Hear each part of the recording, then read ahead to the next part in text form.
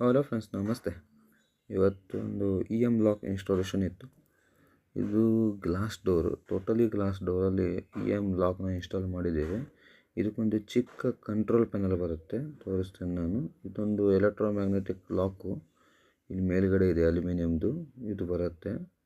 ಇದು ಲಾಕು. ಇದನ್ನು ಆಪ್ರೇಷನ್ ಮಾಡೋದಕ್ಕೋಸ್ಕರ ಒಂದು ಕಂಟ್ರೋಲ್ ಪ್ಯಾನಲ್ ಬರುತ್ತೆ. ಇದರಲ್ಲಿ ಎಲ್ಲ ನಂಬರ್ ಕೊಟ್ಟಿರ್ತೇವೆ ಕಸ್ಟಮರ್ಗೆ. ಆ ನಂಬರ್ ಕೂಡ ಹಾಕ್ತಾ ಇದ್ದೇನೆ ಈಗ. ಲಾಸ್ಟಿಗೆ ಒಂದು ಹ್ಯಾಶ್ ಬಟನ್ ಒತ್ತಿದ್ರೆ ಲಾಕ್ ಓಪನ್ ಆಗುತ್ತೆ.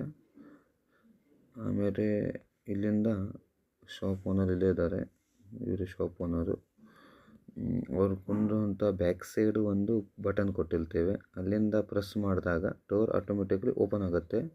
ಆವಾಗ ಕಸ್ಟಮರ್ ಹೊರಗಡೆಯಿಂದ ಒಳಗೆ ಬರ್ಬೋದು. ಪ್ಲಸ್ ಆ ಕೀಪ್ಯಾಡಲ್ಲಿ ಒಂದು ಬೆಲ್ ಇದೆ, ಬೆಲ್ ಪ್ರೆಸ್ ಮಾಡಿದರೆ ಅವ್ರಿಗೆ ಗೊತ್ತಾಗುತ್ತೆ ಕಸ್ಟಮರ್ ಬಂದಿದ್ದಾರೆ ಅಂತ.